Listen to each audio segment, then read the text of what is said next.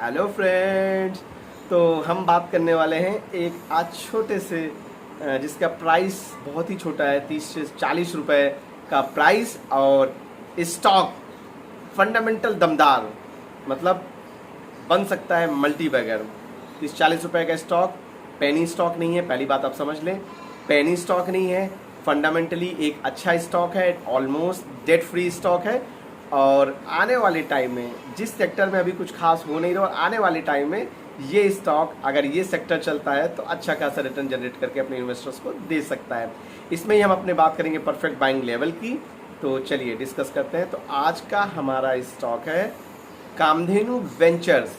Kamdhenu ventures limited, जो कि paint sector से बिलोंग करता है। कामधेनु लिमिटेड तो आपने सुना ही होगा, तो रॉड वगैरह आती है, आयरन रॉड, सरिया जिसको बोलते हैं, इसी की एक कंपनी है कामधेनु वेंचर्स, जिन्होंने पेंट सेक्टर में एंट्री कर रखी है। पेंट सेक्टर में ये है जहाँ पर और भी लिस्टेड कंपनीज है। आप बर्जर पेंट ले सकते हैं, एशियन पेंट ले सकते हैं, ये सब लार्ज कैप है। आपने एशियन पेंट देख ही रखा है, कितना ज़्यादा रिटर्न जनरेट कर रखा है अपने इन्वेस्टर्स का। मतलब आप देखेंगे तो दमदार रिटर्न इस स्टॉक ने अपने इन्वेस्टर्स को जनरेट करके दिया है। तो बिल्डिंग मटेरियल में अगर हम देखें तो हमारा एक छोटा सा 30-40 रुपए का, मतलब किसी को अगर सस्ता स्टॉक ढूंढना हो तो आज हम उसी के लिए लेकर आए हैं ये वीडियो। कामधेनु वेंचर्स एक सस्ता सा स्टॉक, वैल्यूएशन वाइज देखेंगे तो थोड़ा सा महंगा, बट प्राइस वाइज देखेंगे तो सस्ता। तो ये स्टॉक क्योंकि इस सेक्टर में बहुत ज़्यादा अभी कुछ हुआ नहीं है, काफ़ी टाइम से ये रुक सा गया है, थम सा गया है। अगर पेंट सेक्टर आने वाले जब भी, मतलब 1 साल 2 साल 1 साल मान लीजिए, जब भी इसमें सेक्टर रोटेशन होते हैं और बिल्डिंग मटेरियल टाइप के जो स्टॉक्स हैं वो अगर चलना शुरू करेंगे तो उनमें जो रैली बनेगी, उस रैली का इस स्टॉक को मिल सकता है, मतलब अच्छा खासा फायदा मिल सकता है। हो सकता है ये स्टॉक यहाँ से मल्टी बैगर बन जाए। और डाउन साइड यहाँ पे प्रोटेक्टेड है, डाउन साइड कुछ खास है नहीं। अभी फिलहाल एक रेंज में ट्रेड कर रहा है, 2 से 4 रुपए ऊपर, 2-4 रुपए नीचे, मतलब डाउन साइड बहुत ज़्यादा इसमें नहीं दिखता। और वैल्यूएशन, हाँ वैल्यूएशन थोड़े से इस स्टॉक के महंगे हैं, तब 90 के पीई पे ट्रेड करना है, इंडस्ट्री पी 30-40 होगा, तो वैल्यूएशन थोड़े से महंगे, इस वजह से सारी एक कंसोलिडेशन पीरियड में है, वैल्यूएशन एडजस्ट कर रहा है।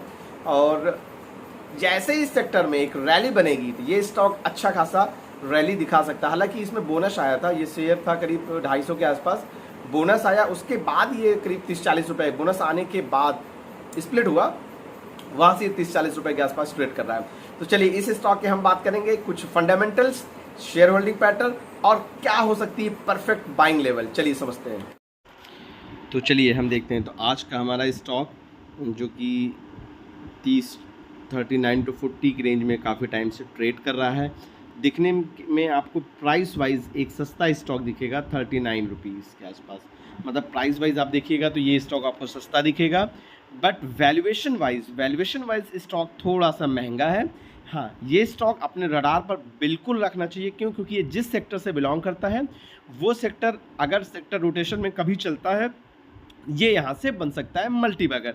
और इसी सेक्टर से एक्चुअली हम बात करते हैं इस सेक्टर की। तो हमारा आज का स्टॉक है कामधेनु, आप देख पा रहे हैं कामधेनु वेंचर्स, कामधेनु पेंट्स भी बोल सकते हैं। कामधेनु वेंचर्स जो कि पेंट बनाने का काम करते हैं।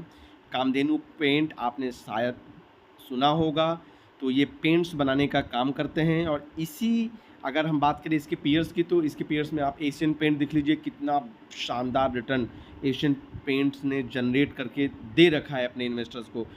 तो उसी सेगमेंट से बिलोंग करती हुई ये एक स्मॉल कैप स्टॉक है, छोटा सा स्टॉक है।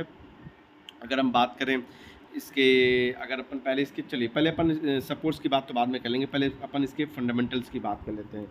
तो अपन अगर इसके फंडामेंटल्स की बात करें तो चलिए देखते हैं। अगर अपन इसके फंडामेंटल्स चेक करें तो फंडामेंटल्स में आप स्क्रीन पर देख पा रहे हैं, चलिए देखते हैं। पहले अपन यहाँ पर चेक करते हैं।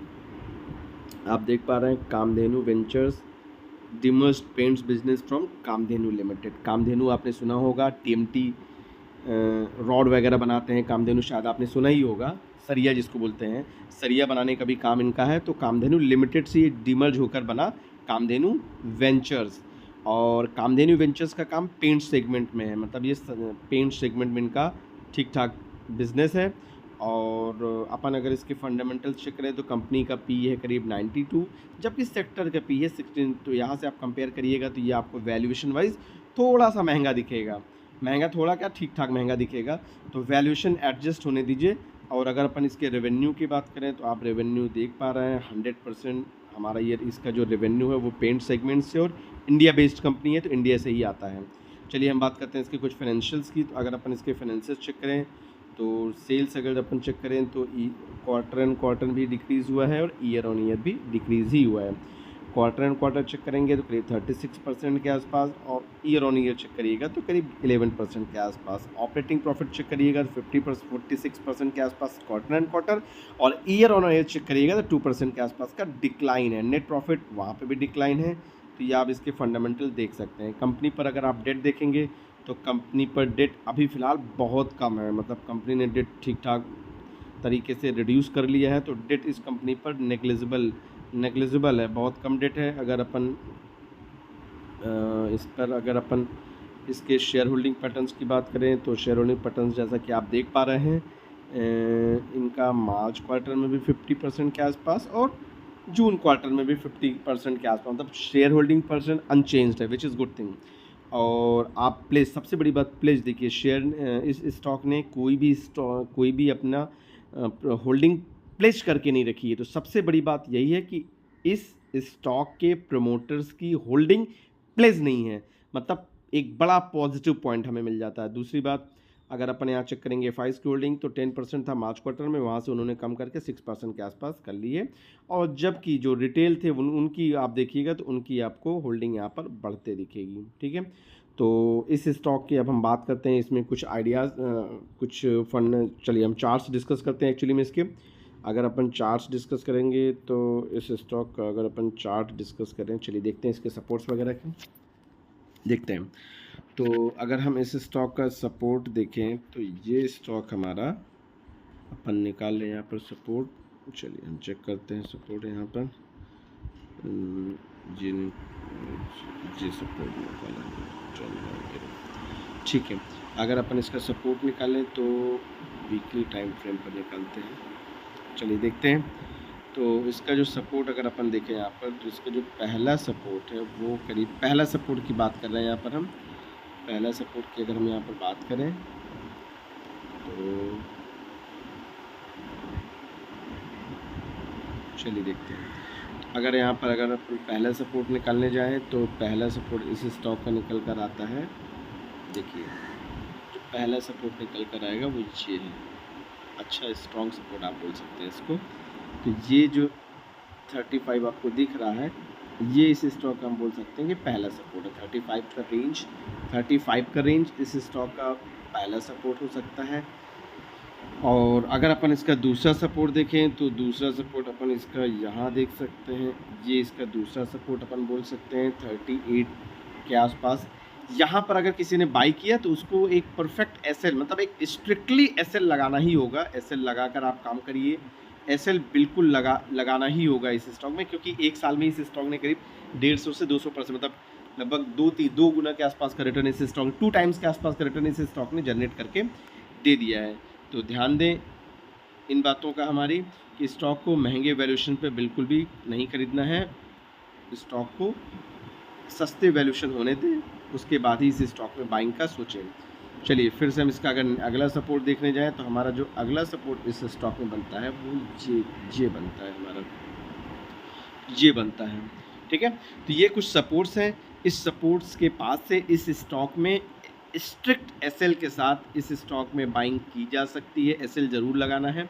हाँ, ये स्टॉक जब भी सेक्टर रोटेशन होता है तो सेक्टर रोटेशन में ये स्टॉक यहाँ से लॉन्ग टर्म में बढ़िया रिटर्न जनरेट करके दे सकता है। इस स्टॉक को अपने रडार पर रखें। हमारी तरफ से ये स्टॉक कोई रिकमेंडेशन नहीं है, सिर्फ एजुकेशनल पर्पज़ से ये वीडियो है।